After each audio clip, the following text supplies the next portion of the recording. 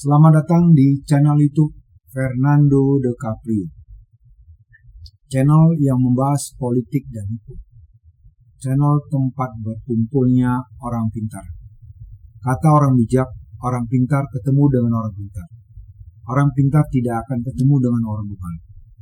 Pada hari ini, kami membahas terkait adanya tindak pidana korupsi yang terjadi di Pertamina Patra Niaga.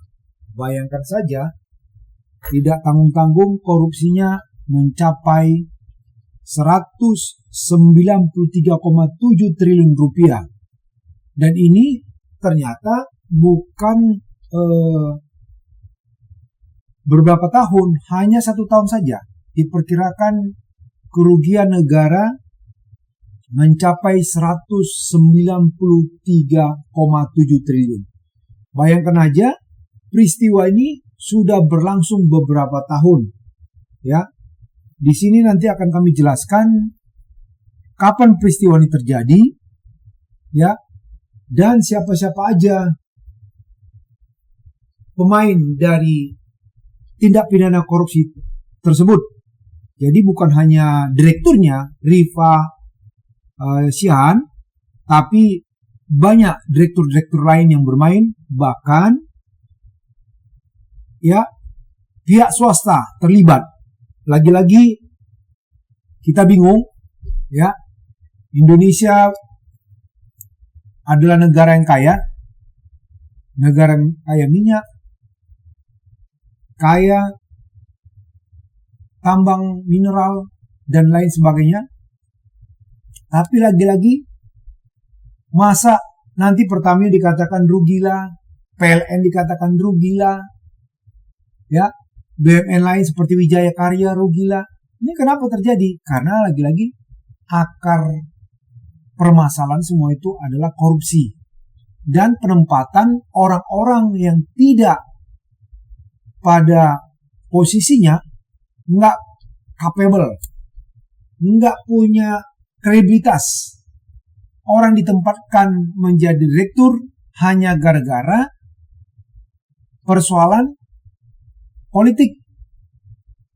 Ya, ada kepentingan politik di sana. Menjadi relawan, orang dekat dari kekuasaan. Inilah yang membuat akhirnya BUMN itu rugi karena tidak bisa dikelola dengan baik. Lalu direkturnya memanfaatkan fasilitas tanpa bisa bekerja. Ya, nanti kita bahas bagaimana peristiwa tindak pidana korupsi yang dilakukan oleh Direktur Patra Niaga Pertamina. Ya, Kejaksaan Agung telah menetapkan 9 orang tersangka dalam kasus korupsi tata kelola minyak di Pertamina dengan kerugian negara 193,7 triliun. Telah ditetapkan 7 tersangka, maka pada tanggal 26 Februari kemarin, ya, Kejaksaan Agung menetapkan kembali 2 orang, sehingga total tersangka sekarang menjadi 9 orang.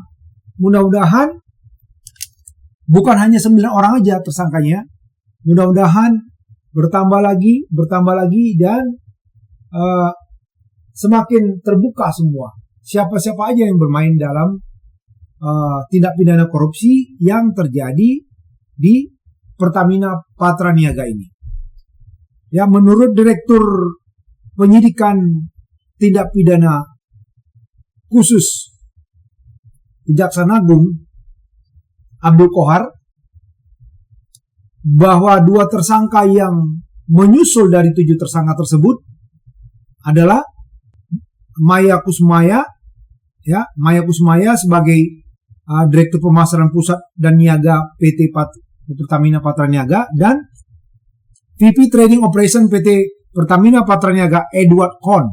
Bayangkan ya, para petinggi-petinggi yang menikmati. Di bawahnya ini nggak tahu apa-apa. Ya.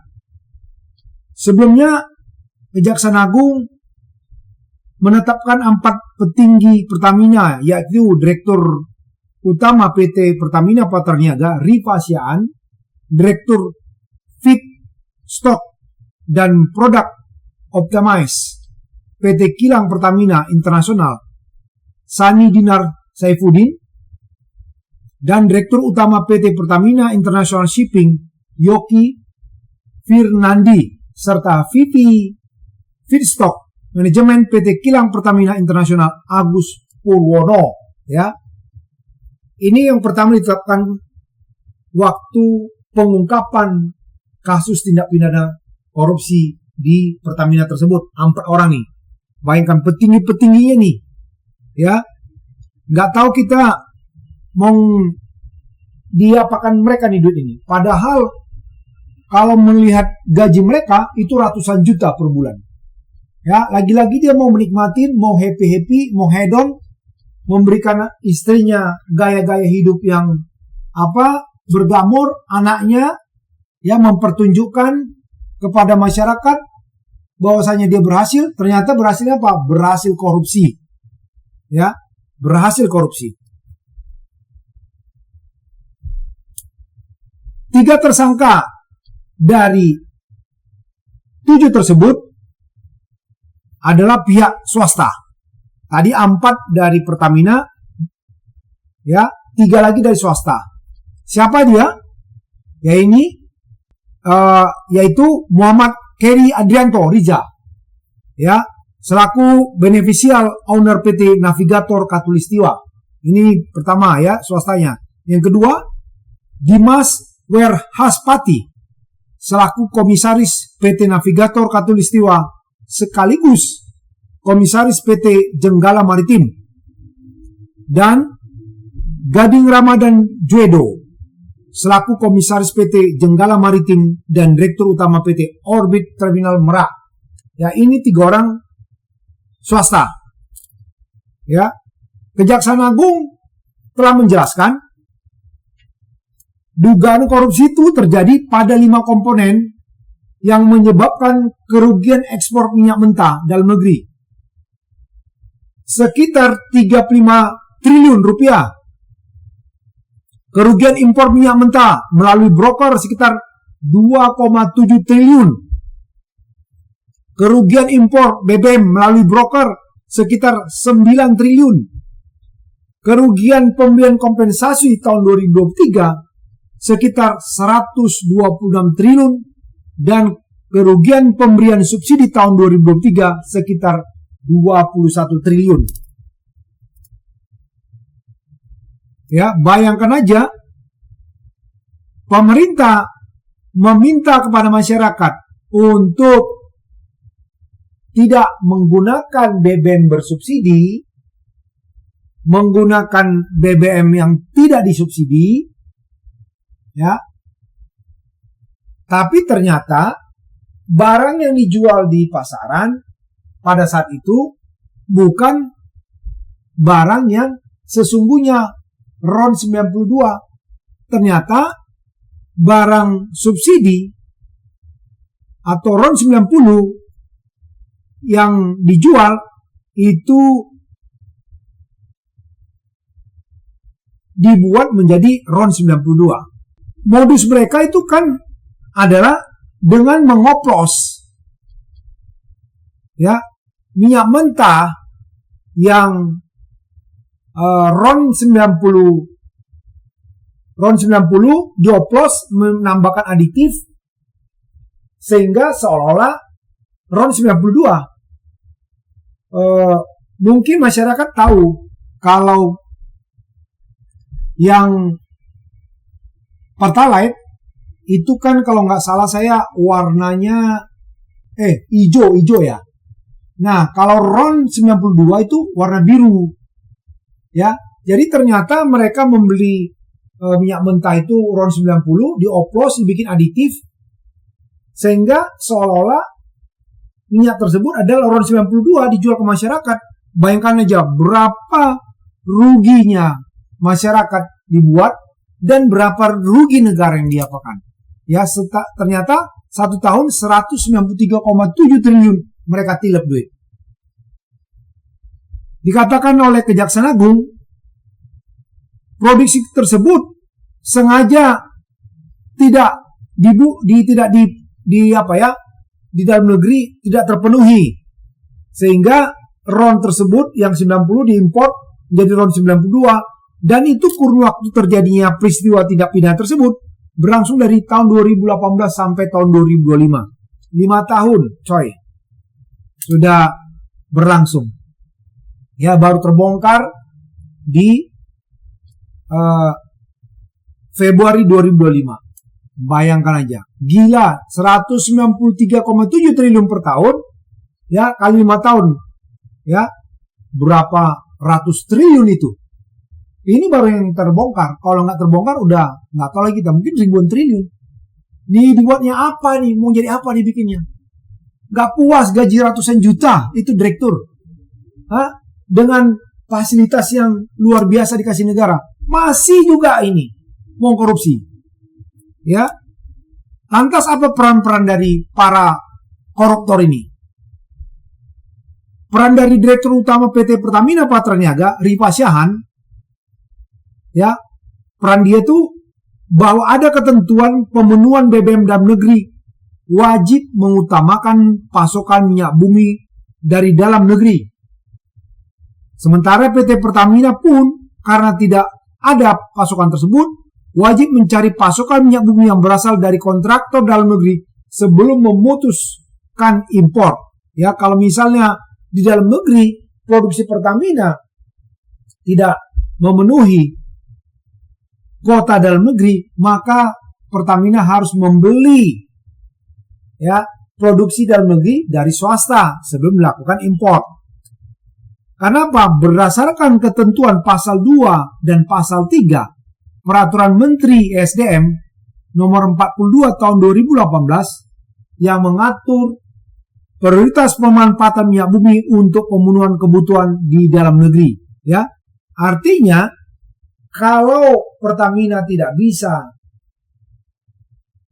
menyuplai kebutuhan di dalam negeri, maka Pertamina wajib meminta dulu kepada pihak swasta yang mengelola minyak mentah. Ya, kalau tidak bisa baru diimpor.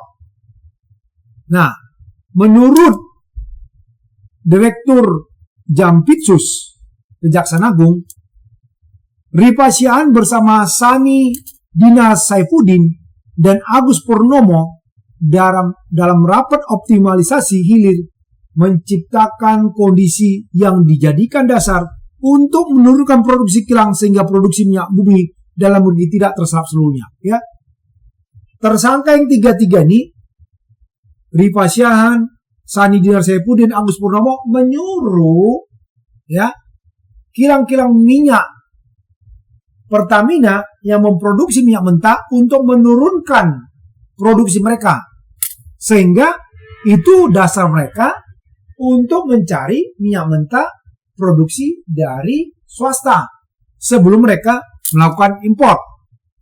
Ya. Lalu apa peran dari Direktur Feedstock dan Product Optimization PT Kilang Pertamina International Sani Dinas Saifuddin? Menurut Direktur Tindak Pidana Khusus Penyelidikan Kejaksaan Agung, bahwa pada saat produksi kilang minyak sengaja diturunkan, produksi minyak mentah dalam negeri oleh kontraktor kerjasama atau KKS juga sengaja ditolak dengan alasan spesifikasi tidak sesuai dan tidak memenuhi nilai ekonomis. Karena tidak memenuhi tadi itu, kilang-kilang minyak Pertamina dimintalah kepada swasta. Tapi oleh yang tiga nih koruptor ini, ya, mereka, ya, meminta ke swasta, lalu dikatakan hasil swasta tidak sesuai. Tidak sesuai dengan spesifikasi yang mereka inginkan. Supaya apa? Supaya mereka impor. Ya, sengaja dikatakan produksi, ya, minyak swasta dalam negeri tidak sesuai spesifikasi. Sehingga yang di swasta itu pun tidak diterima. Bahkan mau nggak mau dijual ke pasaran internasional. Nah, karena tidak sesuai, maka mereka mengajukan impor. Harga pembelian impor apabila dibandingkan dengan harga produksi minyak bumi dalam negeri, terdapat perbandingan komponen harga yang sangat tinggi atau berbeda harga yang sangat signifikan. Ya, bayangkan aja, jauh sekali antara produksi dalam negeri dengan impor itu jauh. Inilah yang dimanfaatkan mereka. Menurut Direktur Jampitsus Kejaksaan Agung, dalam kegiatan pengadaan impor minyak mentah, PT Kilang Pertamina Internasional dan produk kilang oleh Pertamina Patraniaga diperbolehkan atau faktanya perbuatan jahat antara penyelenggara negara, yakni holding Pertamina dengan broker, ya. Ternyata akibat dari perbuatan tersebut, ya negara mengalami kerugian. Mereka sengaja menolak produk dalam negeri, lokal atau swasta, dengan memenangkan broker minyak mentah, ya, dari luar. Ya, itu tadi peran dari Direktur Food Stock dan Product Optimization PT Kilang Pertamina Internasional. Nah, lalu kita lihat apa peran dari Direktur PT Pertamina International Shipping Yoki Firnandi. Ya, Yoki Firnandi melakukan pengadaan impor minyak bumi dan produk minyak dengan cara memarkup yang menyebabkan negara mengeluarkan pembayaran 13-15% dari harga asli. Bayangkan aja, dia bagian shipping Pertamina, ya, tugasnya mengimpor, ternyata sama dia di markup 13-15% dari harga minyak mentah yang sesungguhnya yang ada di pasar internasional. Ngeri nggak itu? 13-15%. Gimana nggak triliun negara rugi? Ya, lalu apa peran dari swasta? Nah, peran swasta yaitu Komisaris PT Navigator Katulistiwa atau Komisaris Jenggala Dimas Werhaspati dan Gading Ramadan Dwedo selaku Komisaris PT Jenggala Maritim atau Direktur PT Orbit Terminal Merak.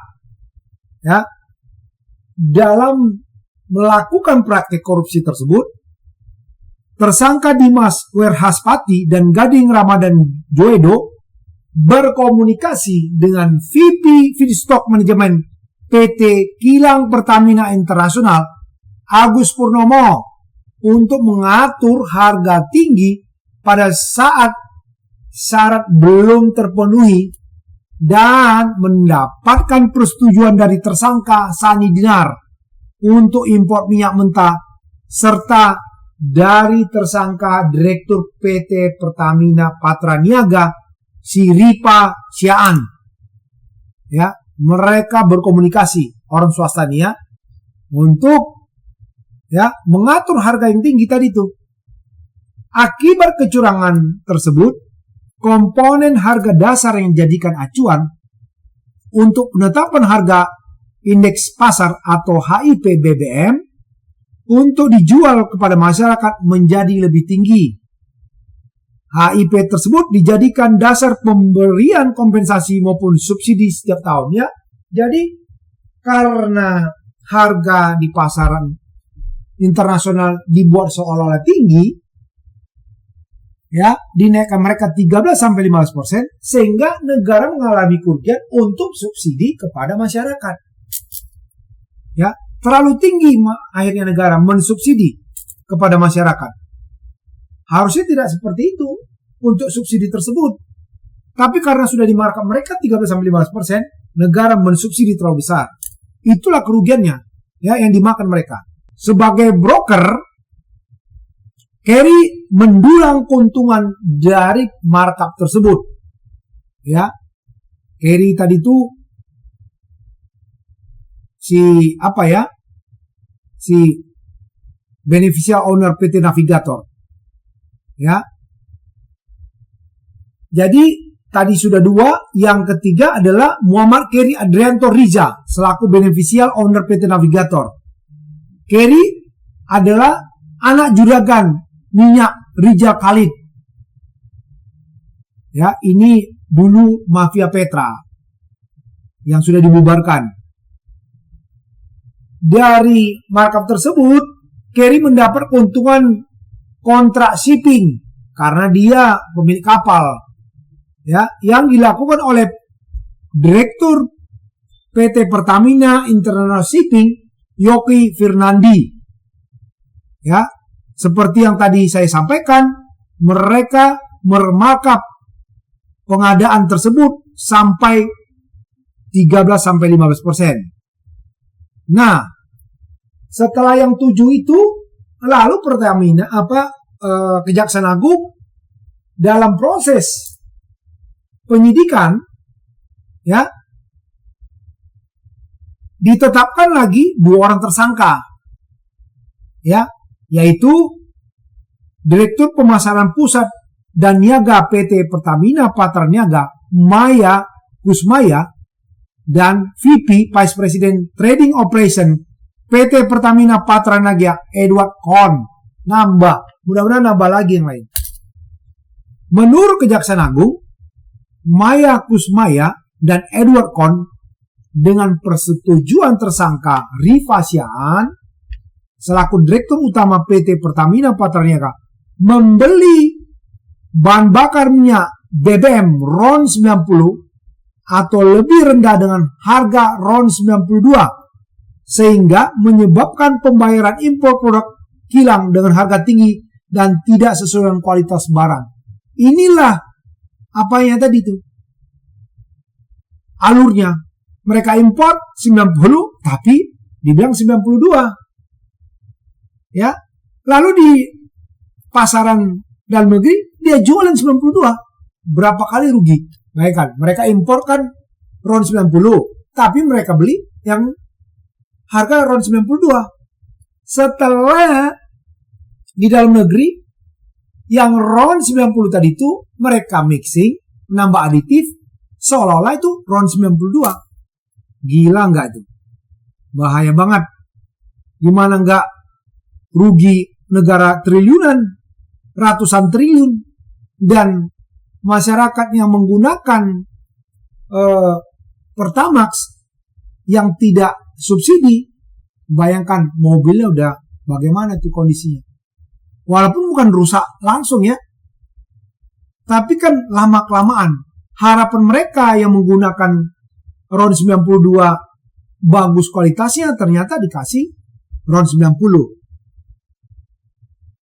Peran dari Maya Kusmaya, tersangka Maya Kusmaya, memerintahkan atau memberikan persetujuan kepada Edward Kon untuk melakukan blending produk kilang pada jenis RON 88 dan RON 92 agar dapat menghasilkan RON 92. Bayangkan, RON 88 dibawa lagi tuh, di blending lagi dengan RON 92. Ya, udah berapa rugi tuh?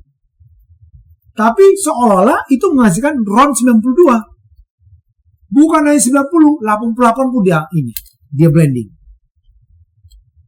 Ya, proses blending tersebut dilakukan di terminal atau storage PT Orbit Terminal Merak milik tersangka Muhammad Kerry Andrianto Riza.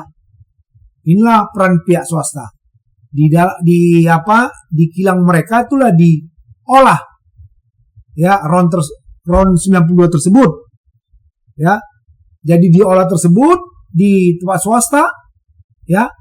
Di mixing mereka lalu dijual kepada masyarakat.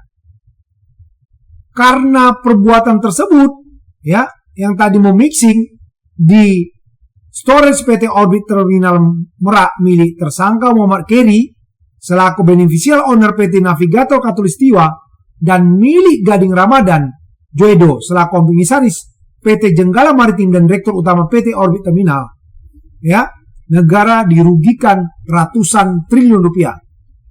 Selain itu, ya, si Maya Kusmaya dan Edward Con ini, tersangka yang dua ini lagi tambahan itu, membayar impor produk kilang dengan menggunakan metode spot atau penunjukan langsung harga saat itu, sehingga PT Pertamina Patraniaga membayar impor kilang dengan harga yang tinggi ke mitra usaha. Jadi yang dua nih, si Maya ini dan si Edward Con, menunjuk swasta yang mengelola RON 92 dan 88 tadi itu dengan harga suka-suka dia. Penunjukan, ini aja deh swastanya, ya kan? Karena ini sudah kong kali kong dengan Direktur Patraniaga itu, Siri Pasiaan. Kalau harusnya tidak penunjukan tersebut, menurut Direktur Tindak Pidana Khusus Kejaksaan Agung, seharusnya pembayaran dilakukan dengan metode TEM atau pemilihan langsung dengan waktu berjangka, sehingga diperoleh harga yang wajar. Harusnya di tender, ya, bukan penunjukan langsung. Namanya ini penggunaan keuangan negara di atas 50 juta itu harus tender. Bayangkan aja, ini triliunan, ada penunjukan langsung, gimana ceritanya itu? Sedangkan pengusaha-pengusaha kecil aja 200 juta aja harus ikut tender di mana-mana. Ini ratusan triliun ditunjuk sama si Maya ini sama si Edward Con. Gimana nggak hebat itu? Kedua tersangka tadi, si Maya dan si Edward Con, Maya Kusmaya dan Edward Con, mengetahui dan menyetujui ada yang markup dalam kontrak shipping atau pengiriman yang dilakukan oleh tersangka Yogi Firnandi selaku Direktur Utama PT Pertamina International Shipping, sehingga PT Pertamina Patraniaga mengeluarkan fee 13-15% secara melawan hukum. Ya, jadi kita sudah tahu bahwa produksi minyak mentah dalam negeri itu berkisar 825.000 barel per hari. Ya, 825.000 barel per hari. Dan yang hanya bisa diolah menurut data dari SDM, Kementerian SDM, hanya sekitar 625.000 barel. Ya. Dan selebihnya itu kita ekspor untuk diproduksi. Nah, kekurangan produksi dalam negeri sehari itu berkisar 350.000 sampai 400.000 barel per hari. Bayangkan aja. Atau sekitar 35 sampai 40 juta US dollar satu hari kita keluarkan untuk impor minyak mentah.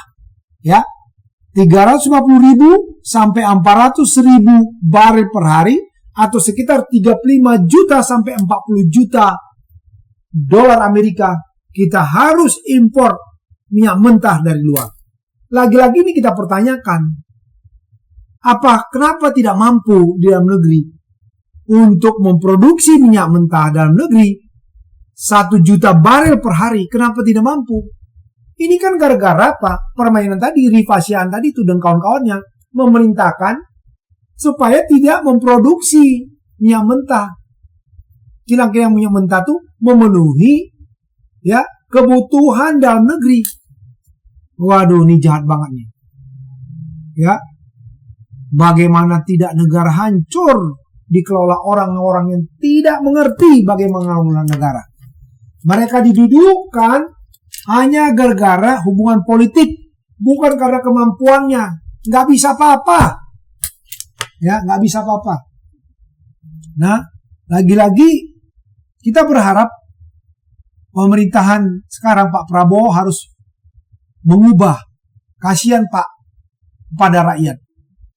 Rakyat dipaksa bayar pajak, tapi bukan kembali kepada masyarakat, tapi dinikmatin oleh segelintir orang koruptor-koruptor tersebut. Ya, bayangkan koruptor tersebut hidupnya mewah, hedon, udah dibiayai negara enak-enakan, tapi nanti dia bisa pergi liburan dengan istri dan anak-anaknya ke luar negeri, bergaya-gayaan, mobil mewah, hidup mewah. Ya, rakyat dipaksa untuk membeli minyak non subsidi, sementara koruptor-koruptor ini menikmati.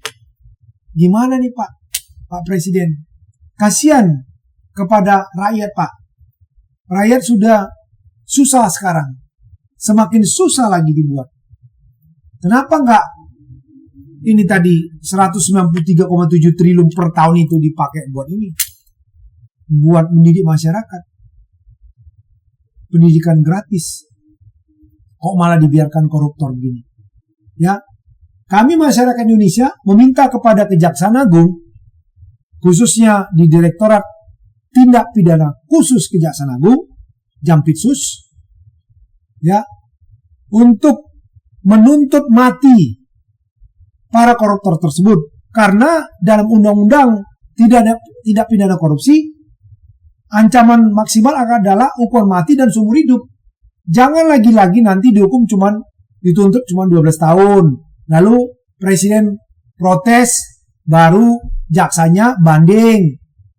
Ya, lalu pengadilan tinggi memutuskan di atas itu. Ya kan? Janganlah. Ayo, Pak. Berikan rasa keadilan kepada masyarakat, Pak. Terhadap para koruptor nih. Sita semua aset-asetnya. Biarkan dia tuh tidak ada lagi aset yang bisa dia bayar. Buktikan suruh sama dia. Kalau dia tidak bisa mengembalikan kerugian negara, ya, sita lagi dan kenakan kepada dia, ya, tambahan hukuman puluhan tahun. Kalau enggak hukuman mati, tapi hukuman mati aja Pak. Lalu sita semua aset-asetnya.